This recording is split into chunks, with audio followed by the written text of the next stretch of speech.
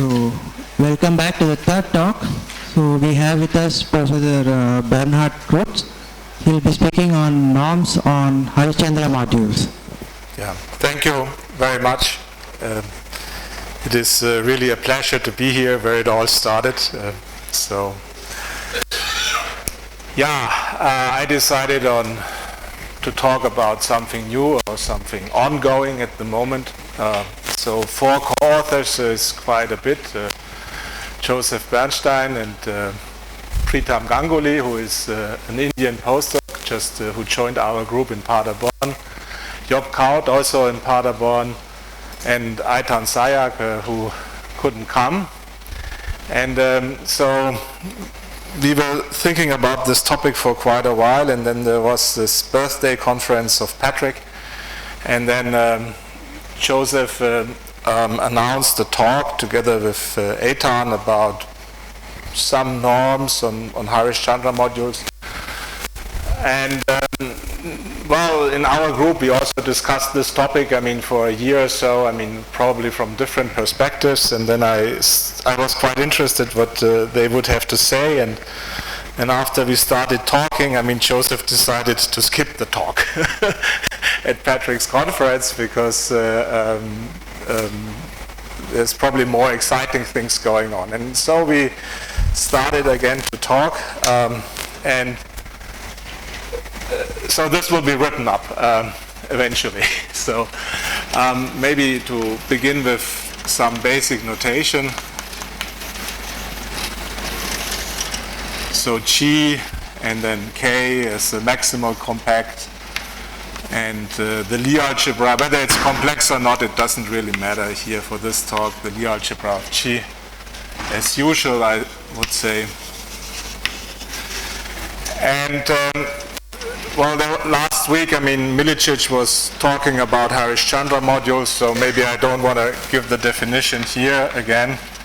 So this is a Harish-Chandra module,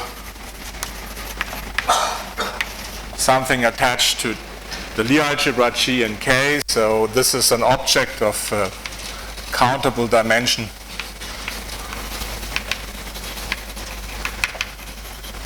And duality is important for us in this construction. So there is what's called the contragradient Harish-Chandra module V tilde. So you take the algebraic dual, just V star, all linear functionals, and in that one, you take the K finite vectors, and then you obtain another Harish-Chandra module. It's called the contragradient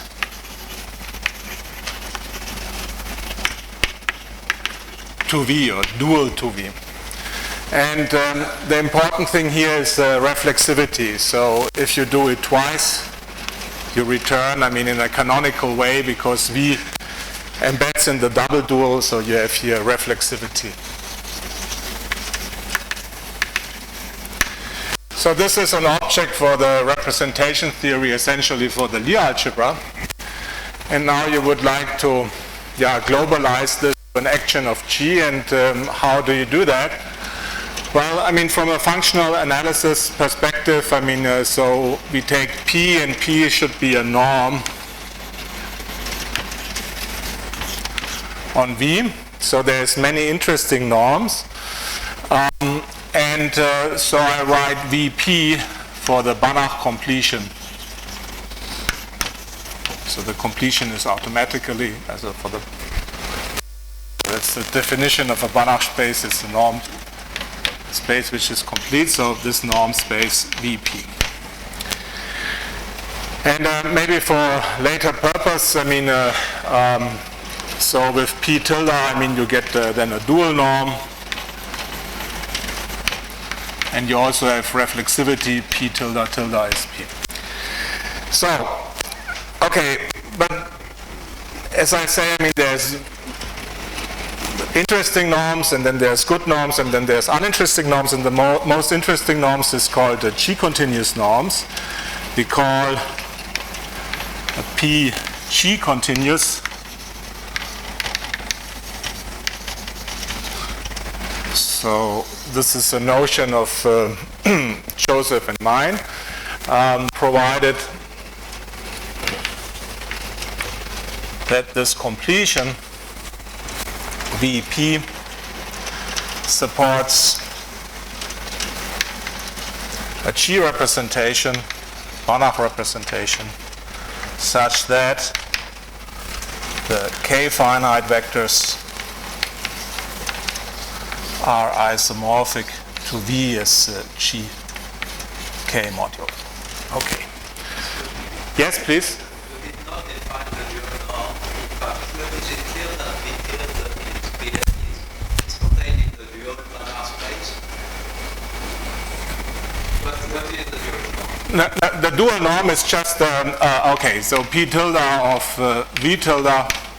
So I take here, it's the norm on V tilde, which is again of countable dimension. So it's the supremum of P of V less or equal than 1 of V tilde of V. It's just the usual duality concept. Yeah? So if you have a norm, you take the dual norm, but I restrict the dual norm to V tilde. Okay. But it's the dual norm for the dual planar space. No, well, okay.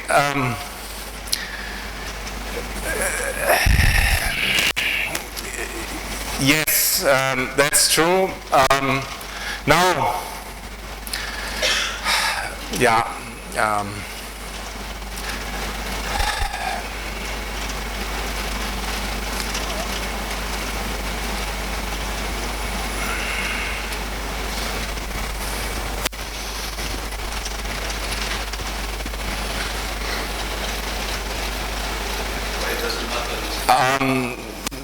There can be some subtleties here, so that's why I want to be a little bit careful. Yeah, okay, but it is important. I mean, some sort of on this K finite level. I mean, you have reflexivity, yeah, and you first of all, I only want to at this point, I mean, consider norms at this K finite vectors, and there you have reflexivity and so on. Yeah. So.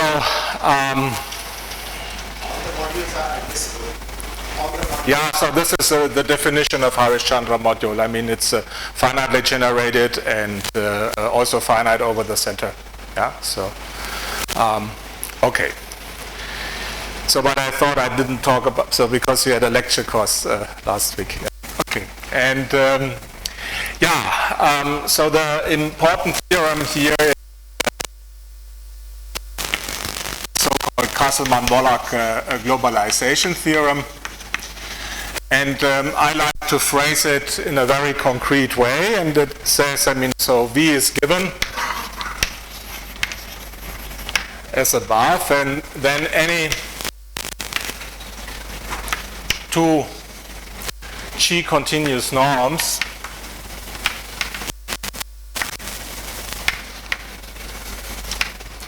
say P and Q are Sobolev equivalent, so I have to say what the equivalent, so I want to explain this. That is,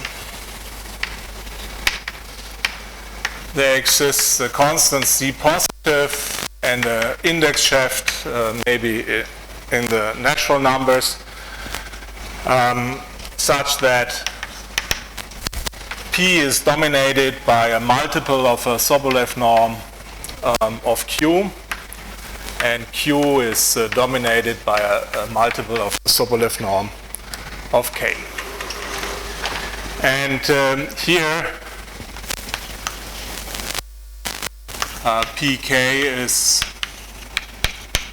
a K Sobolev norm. So this so we measure some sort of differentiability. So given concretely maybe Pk of V is so multi-indices n0 up to the dimension of G. And then you do something like that. I mean, maybe we do something like that, and this xi is so in this multi-index notation. xik or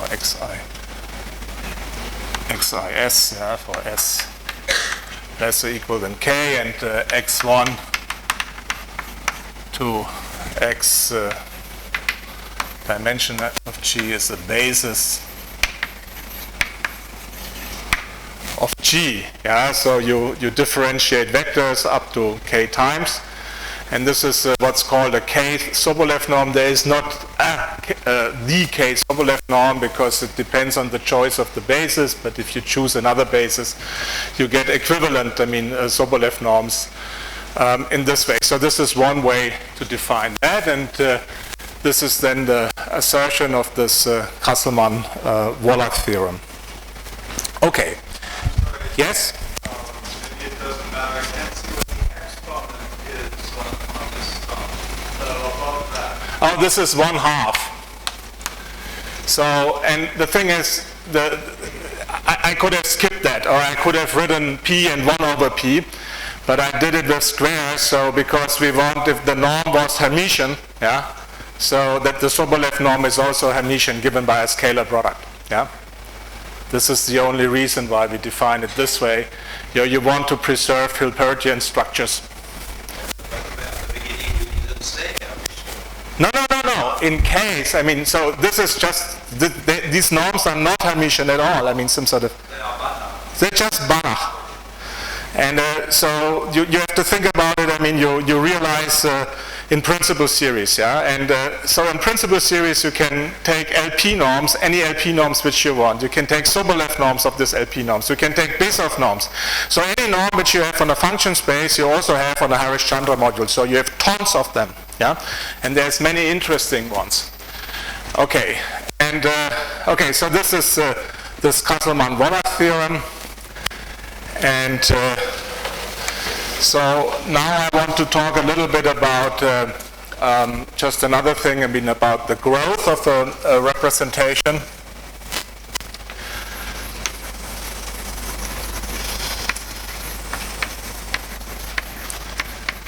And well, this you can do via weights. And what's a weight? A weight is a function from G into the positive numbers, and it should satisfy two things. Maybe weight 1, it should be locally bounded,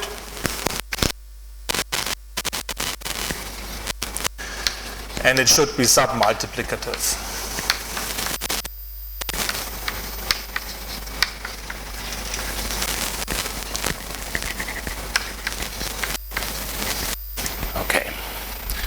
And examples of weights are very easy. So suppose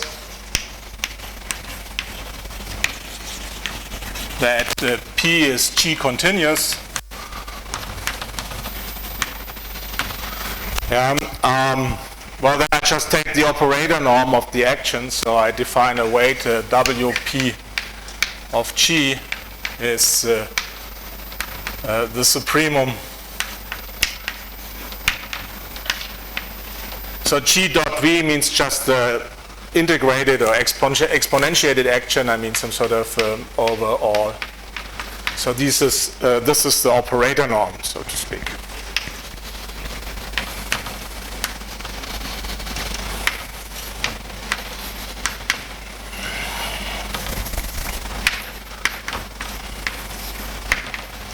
So this linear map V goes to GV. Some sort of, it's written in this way. And yes? Is the basic thing here a Harish-Chandra module or a group representation? No. The basic thing is a Harish-Chandra module. Yeah. So what is G dot? Okay.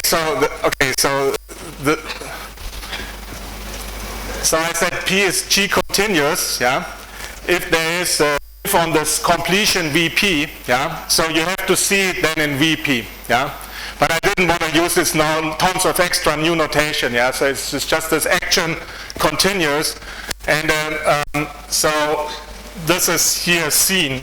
Some sort of in VP. in this completion. Yeah? Yeah, okay, yeah, so this is the way. Well, I could. No, okay, I mean, I use unusual notation, I'm sorry, so it's like, this is, because in some sense it doesn't matter which model you choose once you take matrix coefficients, yeah, so with k-finite vectors, they're all analytic functions, so it doesn't matter, I mean, some sort of in which model you work eventually, so I might as well skip here additional notation. Okay, so, well, I mean, for finite dimensional representations, I mean, irreducible finite dimensional representation, you recover it more or less by the weight, yeah, because the growth of the representation is given by the highest weight, you know, which is given the steepest increase. So, but for unitarity, yeah, so when the weight is 1, yeah, well, there's tons, I mean, some sort of, and they are not distinguished by the weight. Yeah, so depending what representations you want to discuss, I mean, this norm is more or less important. Okay, so here, so we look at norm VW. So these are all G continuous norms.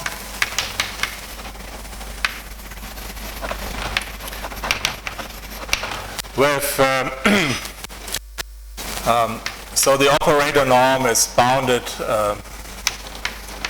C times W. So this means, in other words,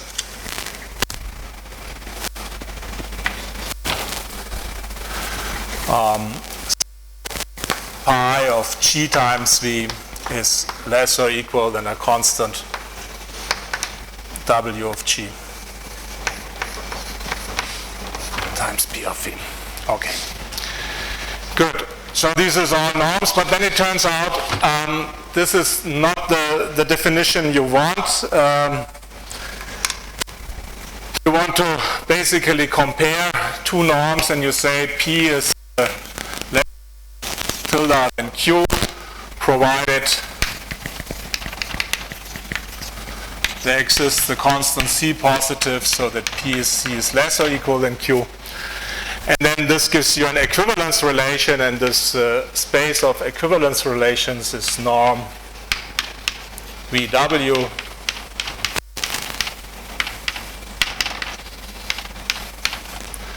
So this is what we want to consider. This is the space. And if W is 1, so we talk about isometric forms, so we skip this in the notation. Yeah.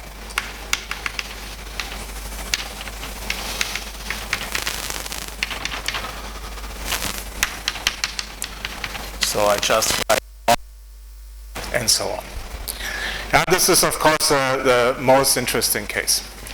Yeah, let me give a few remarks and some examples which we have in mind.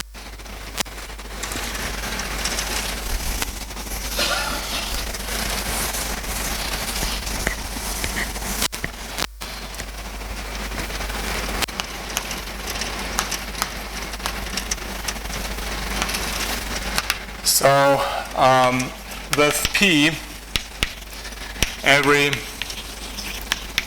pk is G continuous. This is easy to see, but in the moment you take Sobolev norms, you take derivatives, I mean, you typically get other growth behavior. You cannot have it with the same weight, but you have to pay with the weight, yeah? But you need to enlarge W, yeah, typically. So you pay here with something, you pay with the norm.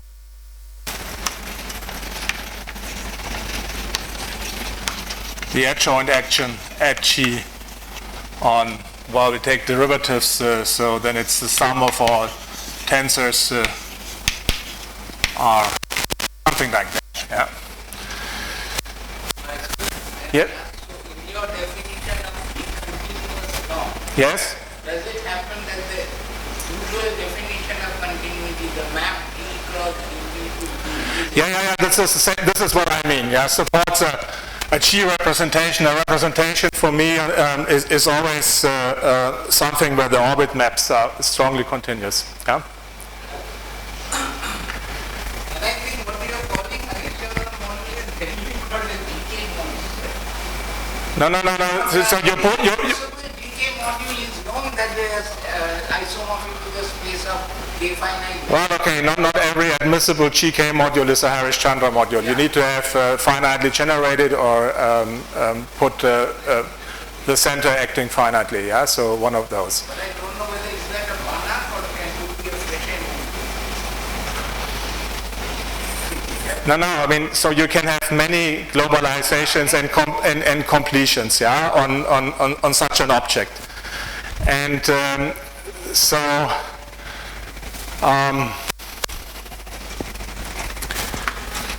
maybe it makes it a little bit clearer.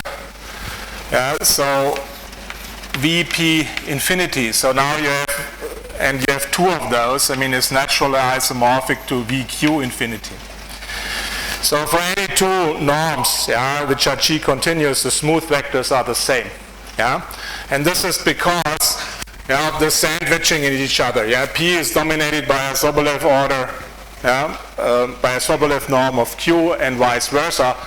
And Sobolev norms are kind of transitive, so the kth Sobolev norm of the lth Sobolev norm is the k plus lth Sobolev norms, and then you see as the system, as the P case and the Q case define the same topology.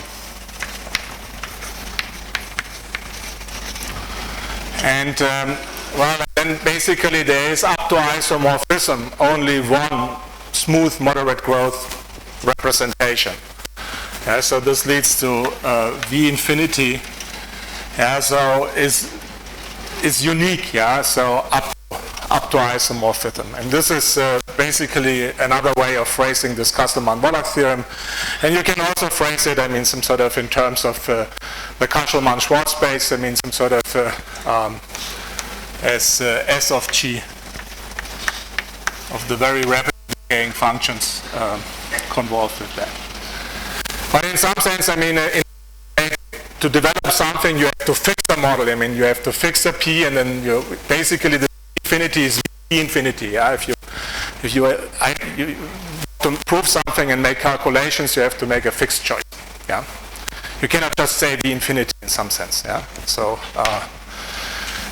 Okay, yeah, so the examples which we had in mind is as follows. Maybe this will keep.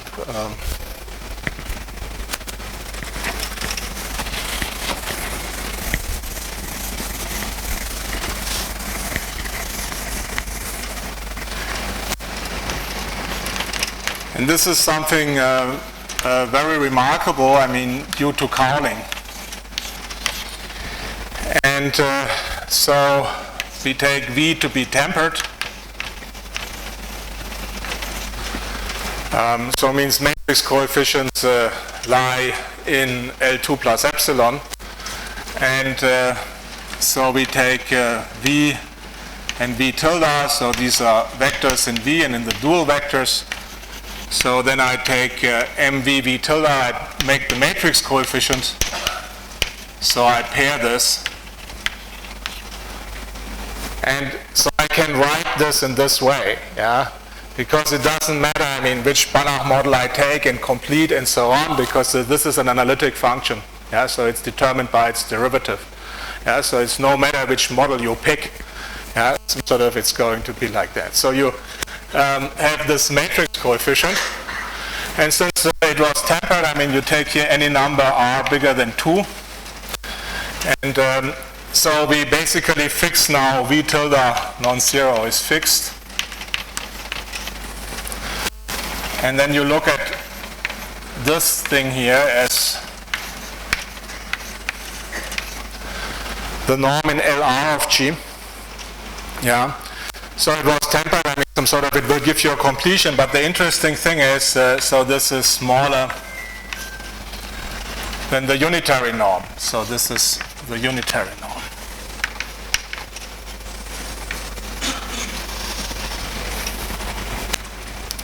So for tapered representation, so you have, and these are all isometric norms because the Haar measure is invariant. Yeah.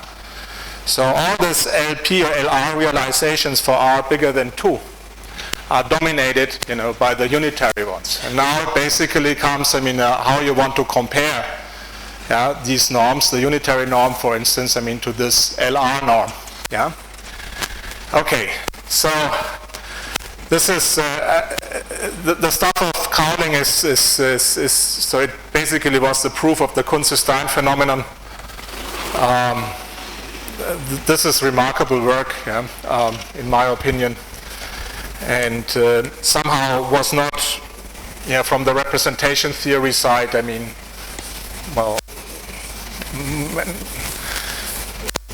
Considered. Let's put it this way. The next thing is of isometric norms which are interesting. So this is an example which goes back to Bernstein and Resnikov. So here the setup is G is SL2R and gamma is in G a co-compact lattice. And so let's say V gamma automorphic. So meaning V is unitarizable and eta is a continuous gamma invariant functional, say non-zero. And then you build automorphic forms, maybe M eta V, if you wanted a M V eta on G mod gamma. So this is then an automorphic form. So this is a smooth function. So this is in C infinity, and this was compact, gamma mod G. And so this means in particular it's bounded. So you get here another isometric norm, this L infinity norm. And also other norms, some sort of L infinity. And Bernstein and Resnikov have shown that this is less or equal than Q is again the unitary norm. And this is a fractional Sobolev norm, which I explain later. For NES bigger than 1/2, and 1/2 is sharp. Yeah. So this L infinity realization is not unitary. Yeah. So you have to enlarge it. Some sort of by Sobolev orders. Okay. So now you've got this whole SU. Say, the most interesting case is W equals 1.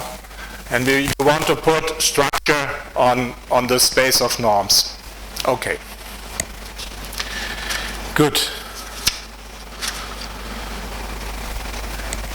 So I want to talk about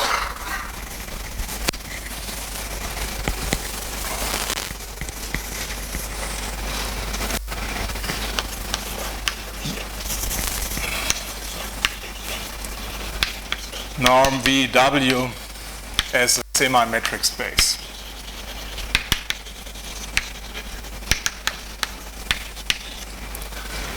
So that's the next topic. Okay, so now it becomes interesting. So this is the first proposition. So fix V and W and suppose that this is a non-empty space, yeah.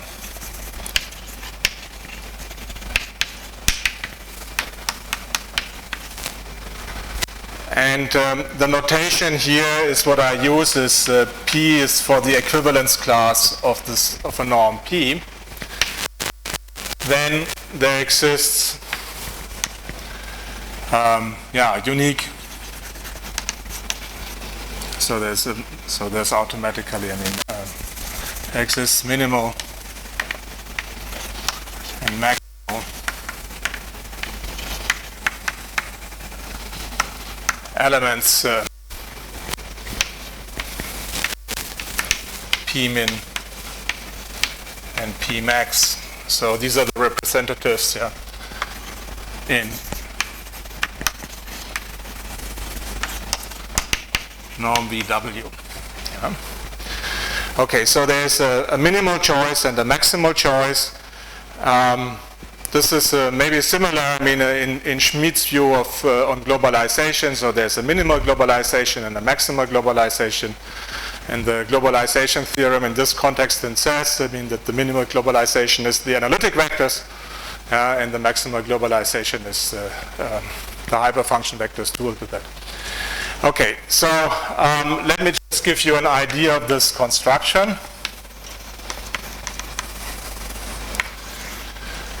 So how do we do this? So we may assume, and this is what I will do, assume that V and V tilde are cyclic. So I pick V tilde and V tilde are cyclic vector. So this is fixed. And then I give you a representative of this minimal guy. So this is P min of V is like an L infinity norm. So sup chi in chi. So V chi of V. So you take this matrix coefficient and you divide by W of chi. So this is in this counting setup, and this would be R equals infinity and W equals 1. You take the L infinity closure, so in this situation. So, and why is this minimal thing? So this is, well, I will skip some standard details.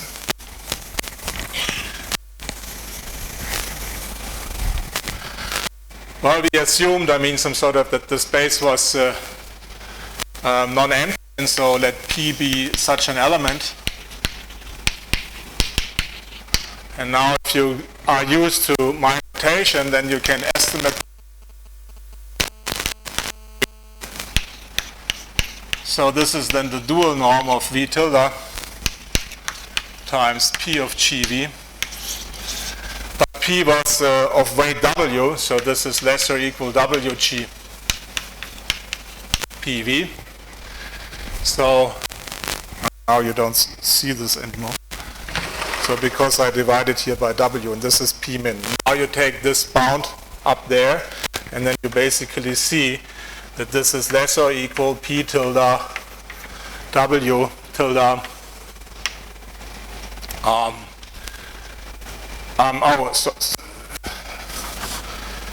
okay. So P tilde this was fixed. So this means this quantity here is bounded. It was first of all not clear that this is bounded. Okay, so this is like constant, So this is in fact a norm because this vector was cyclic, So this means this matrix coefficient will be non-zero at some point. You will use in submultiplicativity property. You will see immediately that P min is also in this same growth class as W, determined by W, and you also see it's strongly continuous, etc. PP. So this is only half of a page proof at most, so I will skip the details. So this, please. Yeah.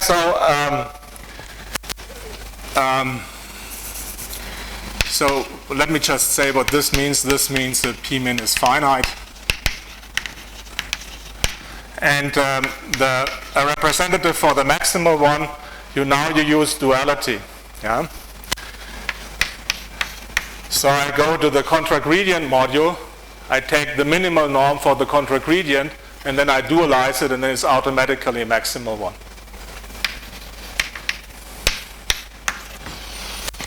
So it's a representative.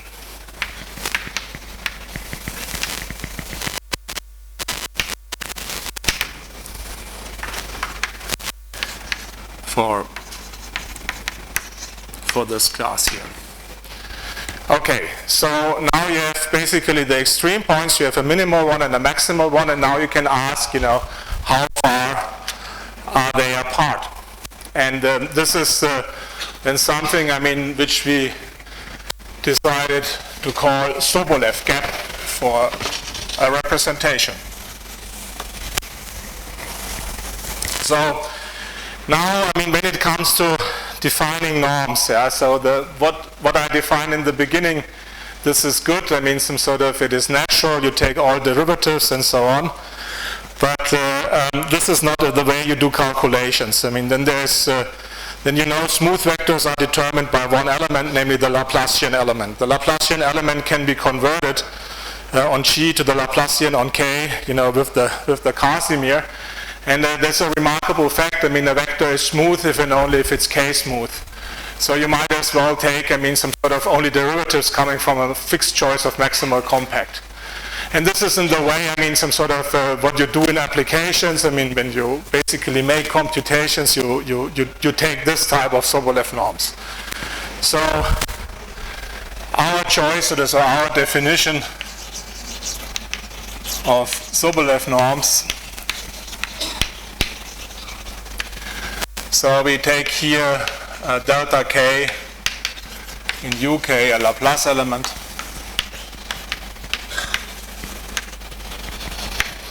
And so for number s in R, so I first write ps of v. So this is 1 minus delta k, so this is a positive operator to S over applied to V, and then I take this norm. So what does it mean? I give you an example. So G is SL2R. K is the circle group. K hat is the integers. You expand a vector V in K types, Vn. They are all one-dimensional in this, at most one-dimensional. Then this operator, 1 minus delta k to the s over 2 of Vn of V is then, what is this, 1 plus n squared s over 2 Vn.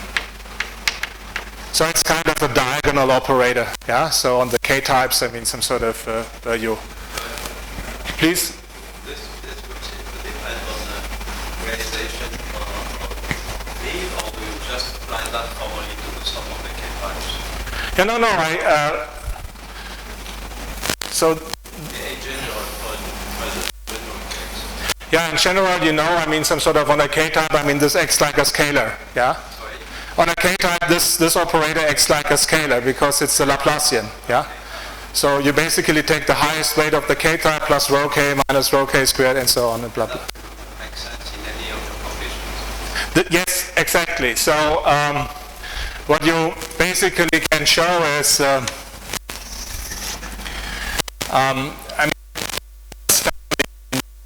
these PKs, yeah, so this family of semi-norms or norms, and this family P upper S, they determine the same topology, yeah.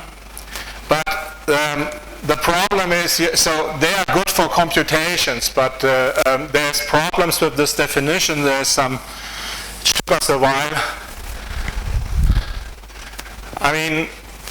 So the issue is, but this is maybe not so subtle. P upper S might not be G continuous. But this is rather mild because it's squeezed in between two G continuous norm. But also the second thing is monotonicity might fail. So meaning P upper S is maybe fails to be bigger than P for S greater or equal than 0. Not for Hermitian norms, but there can be strange Banach balls and so on. This is what bothered us for quite a while. But okay, these are only very fine issues, yeah. So you can basically take that, and eventually, what we are working now is a notion like PS of V is the supremum of this here. Okay, so to be formally correct, yeah, but it's now getting confusion. So in essence, I mean, for all nice norms, I mean, P upper S and P lower S, I mean, for all Hermitian norms are the same, but there might be issues, I mean, some sort of, because the Banach representation in general are kind of complicated. So, and what is the Sobolev gap? So we basically say SVW. So this is the infimum of S positive, such that P max is eventually dominated by P min S. Yeah, so this number is in fact finite. Yeah, so this is finite. Then you have, I mean, P max is less or equal. So this K is not the S. So this is the standard K Sobolev norm which we had. This was the Casselman-Wallach theorem, you know. So it's dominated, you know. But these the natural Sobolev norms, I mean, define a family, I mean, some sort of which is equivalent to this fractional Sobolev norm. So it will be also dominated, as I just said before. You know, whether you take this family PS or you take this family PK, it doesn't matter. So this is actually finite. So this is the minimal norm, you know, swallows, I mean, this maximal norm, and this we call the Sobolev gap. And now there's interesting questions. I mean, can you compute it? I mean, how does it depend on V? You know, how does it depend on W? Things like that. Okay. And wow. Good. So you might then define a left distance, I mean, of two elements. So also an infimum of S positive, such that Q is eventually swallowed by P. And you want to use this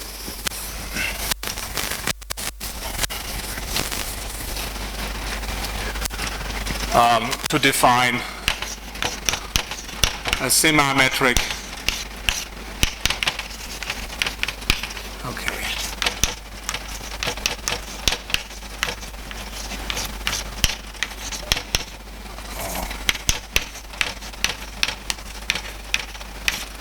Okay. I'm pretty sure it's only a semi-metric space. And now you can ask, for instance, I mean, what is the Cowling norm on LR? You know, what is the distance to the unitary norm? Yeah, in there. Yeah. So make calculations. Yeah. So compute the distance. If the module was unitarizable, I mean, some sort of the unitary norm sits in the middle. Yeah. So halfway the distance between the minimal and the maximal norm. This is also not so difficult to see. Okay.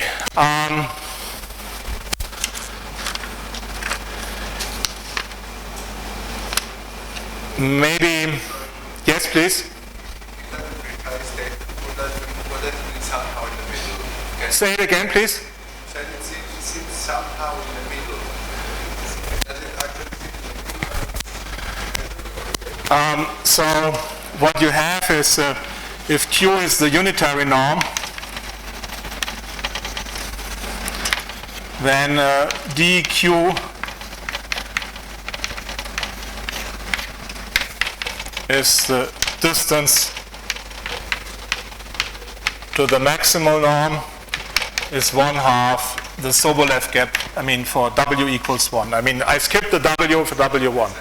So this is somehow, you know, this is the minimal guy and there's the maximal guy somehow, and then here's the unitary one in the middle. And so in the beginning, I mean, we were kind of excited because, okay, so another natural question to ask, you know, well, does this L infinity norm for an automorphic thing determine the gamma? Yeah, so it's like, I mean, I think a lot of information is encoded in these norms, yeah? So there's a rigidity in there. Okay. So let me just say, I want to tell you one result, which is rather concrete.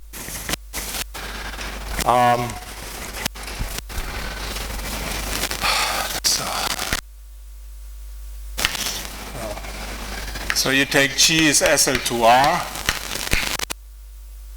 and then the Sobolev gap, so isometric situation is always between 1 and 2, and this is for all V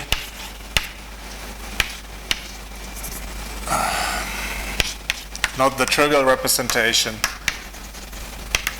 unitarizable, irreducible. Yeah, so you go through this list, complementary principal series, discrete series, and then you basically see that there's a bound, yeah, and this Bernstein-Resnikov result basically said, I mean, the distance, I mean, is at least 1/2, yeah,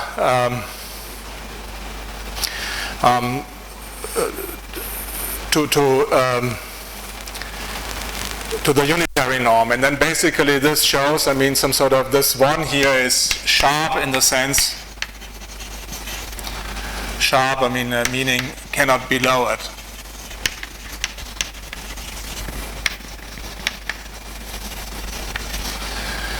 But whether this 2 on the right, yeah, is sharp, and whether it's independent, I mean, some sort of the particular choice of V, this is unclear. Which representations give you which numbers? No, it basically, well, we only, I mean, in some sense, I mean, some sort of, you have to,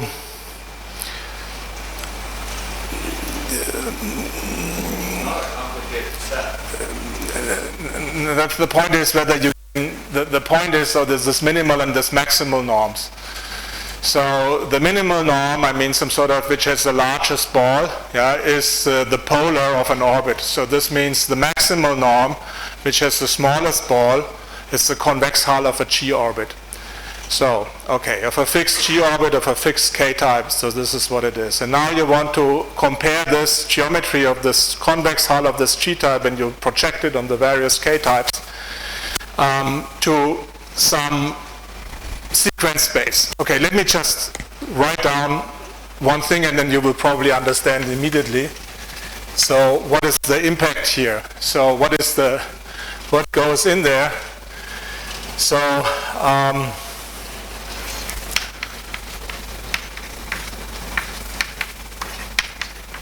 so the spectrum B, and then basically I fix one, Vm in V is fixed, and so now you look,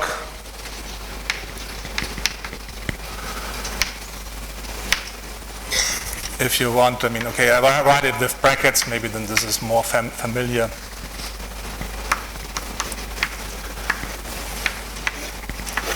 Okay, so we have something like that.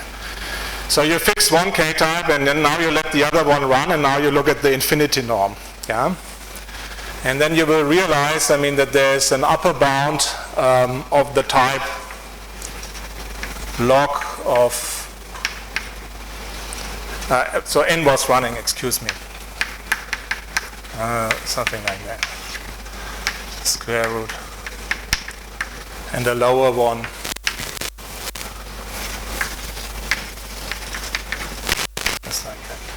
actually, you don't have this log term. Somehow, strangely, this log term only appears for complementary series, and at the midpoint of the complementary series, this is where this metaplectic representation shows up. Otherwise, that's not true at all.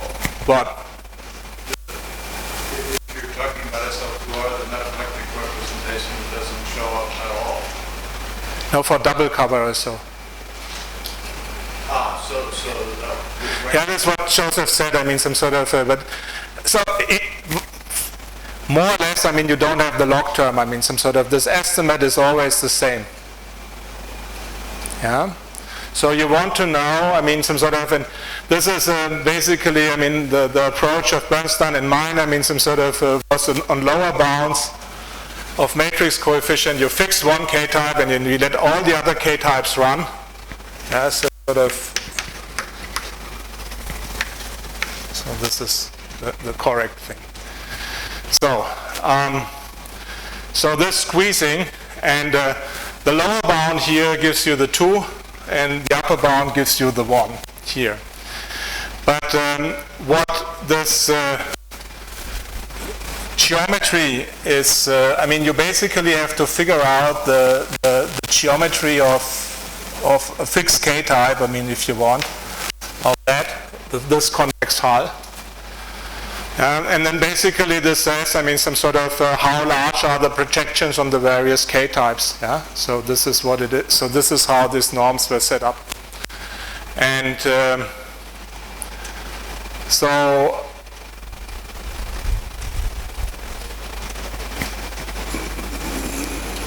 more I cannot say. I mean, some sort of at this point, and it would be interesting to see more how to compute that. So let's put it this way. So we basically don't know. Yeah. I mean, if it would be actually 1, I mean, it would be fantastic, you know, because then maybe this automorphic norms, I mean, some sort of are maximal ones, but it's probably not true. Okay. So, I mean, what you can ask is also whether this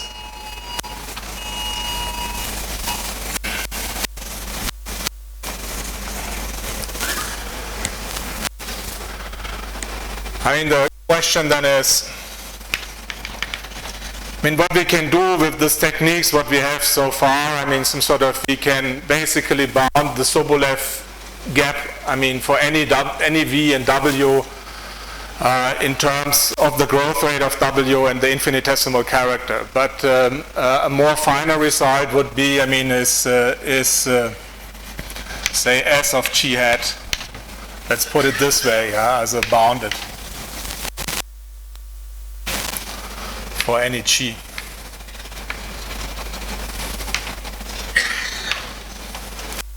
So meaning that the Sobolev gap, I mean, is bounded by 1, yeah, on the whole unitary dual. I mean, this would be a natural question. But what I would find more interesting is, well, okay, this was already complicated enough because these estimates are not so easy, I mean, to begin with.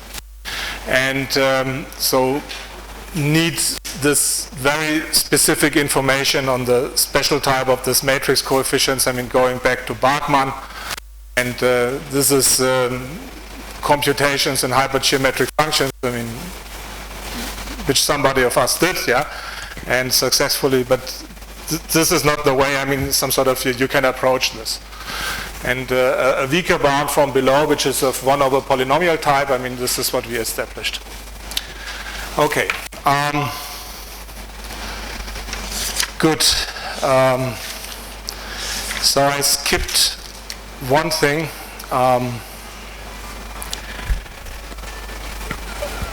So I think I have 5 more minutes, or okay, the people. This is something I wanted to talk earlier, but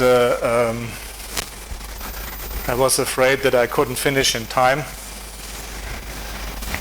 There's some Noetherian property which I found kind of nice. I mean, and this is related to an infimum norm construction.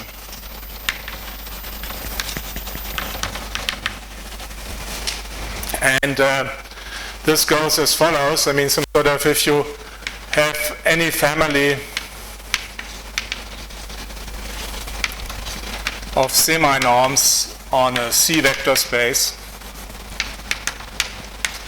V, you might well introduce a new semi-norm, I mean some sort of infimum pi of V, so which is the largest semi-norm which is dominated by all pi.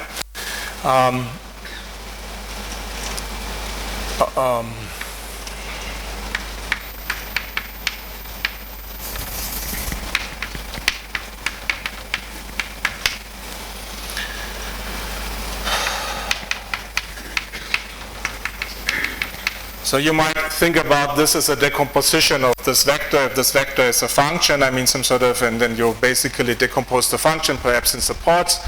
And then, I mean, each piece, I mean, you screen under this pi's. Yeah, and the issue here is if we have P, say, a norm on V infinity, and W a weight, then we define PG or PGW as the infimum of all these shifted weights. I mean W, okay, now comes an inverse, WG inverse PG dot. Now if W is 1, I mean some sort of, this is then an invariant norm all of a sudden, yeah? So, and the point is,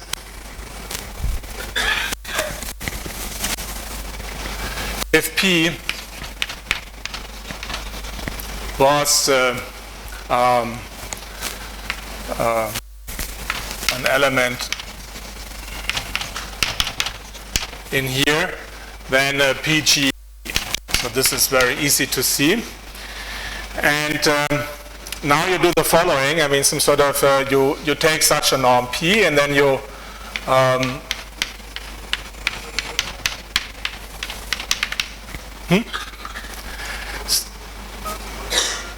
Is there a question? So, there's a notion of an infimum of a family of semi-norms, yeah? And the index family now I is the whole group G. And you take a norm P, yeah? So I picked a norm on B infinity, yeah? So here, exactly, it's a translate, P of G is a translate, yeah? And typically when you do such a thing, I mean some sort of, you decrease to 0, yeah? So, but if you start with something, okay, so you start with such an object, yeah, and maybe for a sequence, I mean Sn, I mean which is ascending, and then you take G invariants, yeah, infimums, yeah, so then here P is. But then this becomes stationary. So think about it, I mean some sort of, you take a Sobolev norm of a unitary representation, first one P1, P2, P3, P4 and so on, it will always grow. Yeah? But then you basically take G invariants and then the sequence starts to stabilize. Yeah? Because, I mean there's a maximal fellow, I mean some sort of, and then you get, I mean P max is PSG for any S then bigger than the Sobolev gap. So you basically show that these are norms here, yeah. So and you get this formula here.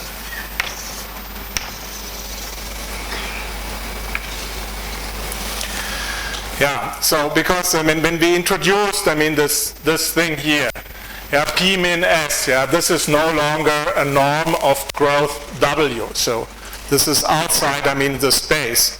Yeah, but so in order to bring it back, I mean, some sort of, you make this type of construction, take this infimum, and if you want, I mean, some sort of, you can basically then, if you want to keep it in the same space, right here, upper G or GW. Yeah. There's just some refinement here. Okay. Yeah, good. I think that's it. What I wanted to say. Thank you for your attention.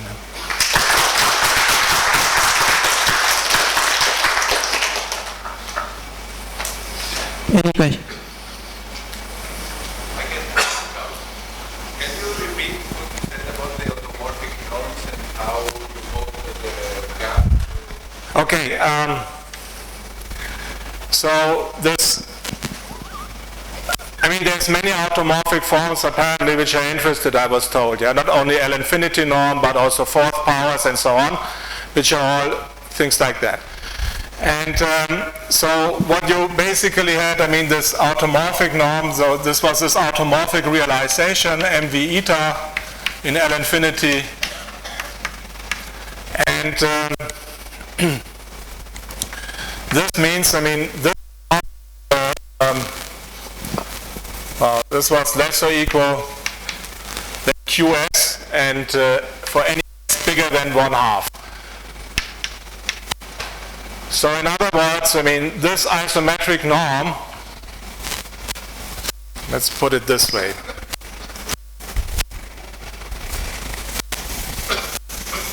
So the picture is like this. So here the minimal norm, and here we have the maximal norm, and here there's the unitary norm.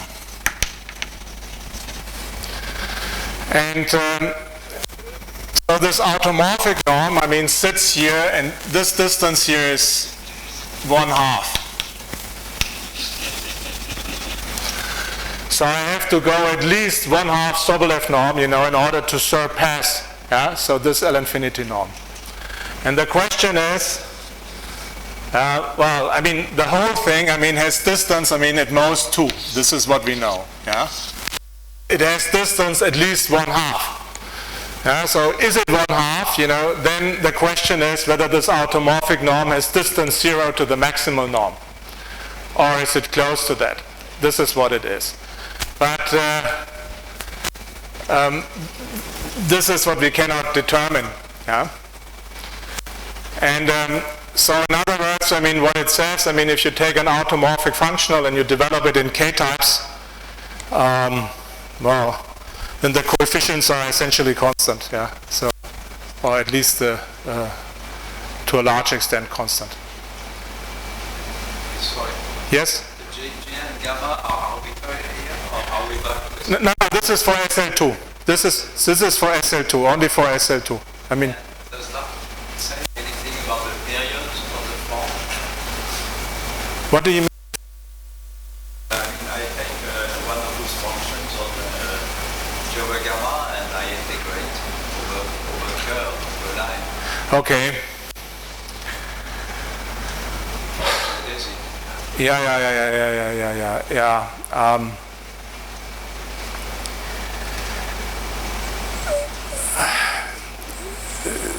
Maybe not directly. So I know that Resnikov looked at things and he related it to the quality of the k-type expansion of such an hyperfunction vector and so on.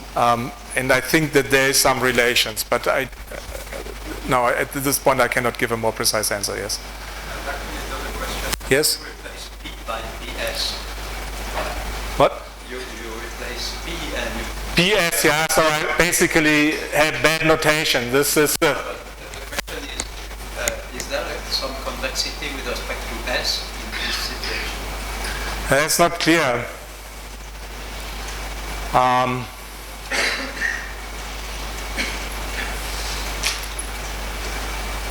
So this is what we couldn't see. You know, this monotonicity, which is more or less the same. Yeah. So. It's a natural question. Yeah. So I don't. So the point is there's many bad Banach spaces. Yeah. And so what recently, I mean, so it's a pity that Eitan is not here because we wanted to discuss. I mean, there's a notion of co-type P and type P Banach spaces. And you might as well, I mean, some sort of, and the LP spaces of co-type P. And so you might even look at more restrictive classes, yeah, like of type P Banach spaces, and look for minimal and maximal elements there. So, but yeah.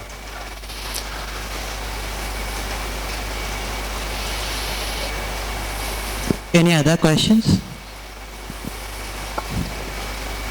If there are no further questions, let's thank the speaker again.